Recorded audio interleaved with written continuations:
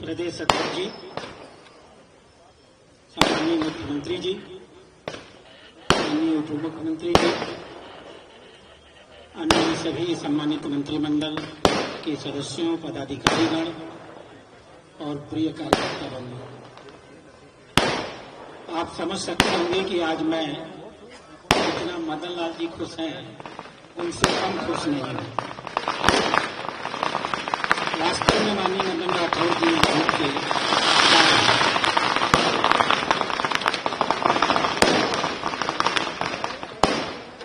मुझे खुशी है। मैं जब पहली बार यहाँ आया था और कार्यकर्ताओं का संबोधन कर रहा था और मैंने कार्यकर्ताओं से यह आग्रह किया था कि ऐसा कार्यकर्ता मुख्यमंत्री आपको दोबारा नहीं मिलेगा और यह आपकी जिम्मेदारी है कि इस बात को सिद्ध करिएगा कि कार्यकर्ताओं के बीच में से कोई न करके संगठन खड़ा लेकर किसी को मुख्यमंत्री बनाता है, जो सहज और सरल स्वभाव से काम करता है, सबके साथ मिलजुल करके रहता है। तो कहीं ऐसा न हो कि उसके नेतृत्व में लोग चुनाव हार जाए। पार्टी है जो नए नए लोगों को अवसर देती है, पार्टी की मानसिकता को ब्रेक लग जाए। और मुझे आज ये कहते हुए बहुत खुशी है, आज आपने सचमुच अपने नए मुख्यमंत्री का और अपने बिल्कुल नए प्रदेश अध्यक्ष का, इन दोनों का सम्मान की रक्षा करने का काम किया। आज मैं पिछले 1 महीने से जब से चुनाव खत्म हुआ, माननीय प्रदेश अध्यक्ष जी, चुनौती के साथ दिल्ली में कह रहा था, लोग विश्वास नहीं कर रहे थे। मैंने कहा था कम से कम 6 सीटें हम लोग जीत के ही आएंगे। आप अपने मन की गलतफहमी निकाल दीजिएगा कि आपने 5 सीटें जीती है।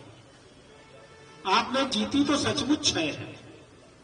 दौसा का चुनाव एक फर्जी नेता जो ये बताता है कि मैं राजस्थान का सबसे लोकप्रिय नेता हूं, 2023 में उसने 51,000 वोटों से हम लोगों को हरवाया था। और आज हम गर्व के साथ कह सकते हैं, हमारे जो ये 2 नेता यहां मंच पर खड़े, उनके नेतृत्व में हमने करीब करीब उन्हें हरा दिया है और उनकी जीत 51,000 से घट करके 2,000 पर आ गई। यानी आपने सिद्ध किया है कि पूरे राजस्थान में ही नहीं, दौसा में भी अब सबसे लोकप्रिय पार्टी अगर कोई है तो वह भारतीय जनता पार्टी। आप कल्पना करिए, रामगढ़ में जब मैं पहली बार गया था, मुझे बताया गया कि यहां पाकिस्तानियों को यहां ला करके उनके वैलिड सर्टिफिकेट बनवाए जाते हैं। मुझे बताया गया कि बांग्लादेशियों और रोहिंग्याओं को बसाने का काम यहां का विधायक किया करता है। मुझे बताया गया है कि रामगढ़ स्मगलिंग का केंद्र बन गया है इन मुस्लिम कट्टरपंथी जनप्रतिनिधियों के द्वारा। एक आतंक था उस आदमी का, आज वो हमारे बीच में नहीं है। उनके पुत्र तो चुनाव लड़ रहे थे, अगर जीते होते तो एक नई पीढ़ी का आधुनिक आतंक लेकर के आए होते। और हमें इस बात पर गर्व होना चाहिए, 70,000 से हम लोगों ने पिछला चुनाव 2023 में हारा था और इस बारी 13,600 से हमने उनको पटकनी दी है आपके मुख्यमंत्री और आपके प्रदेश अध्यक्ष के नेतृत्व में। झुंझुनू ऐसा लगता था कि एक परिवार की बपौती हो गई, एक मरेगा तो दूसरा आएगा। किसी तीसरे को झुंझुनू में राजनीति करने का अधिकार ही नहीं था। लंबा समय हो गया था कोई भाजपा का विधायक नहीं जीत पाता था। पिछला चुनाव हमने 28,000 से हारा था और ये चुनाव हम लोगों ने 42,000 वोटों के अंतर से जीत करके भारतीय जनता पार्टी और माननीय नरेंद्र मोदी जी के चरणों में रखने का काम किया है। यानी एक मठाधीशी हमने रामगढ़ में खत्म की है, दूसरी मठाधीशी हम लोगों ने झुंझुनू में खत्म की, तीसरी मठाधीशी यहां खींवसर में चलती थी।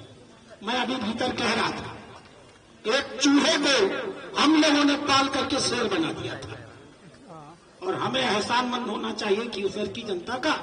खींवसर की जनता ने उसको वापस चूहा बना दिया है। एक ऐतिहासिक हार उसको दी गई है। जितना वोट खिगुसर में आरएलपी और कांग्रेस को मिला है, भारतीय जनता पार्टी उन दोनों से मिला करके अधिक वोट पा करके जीती है।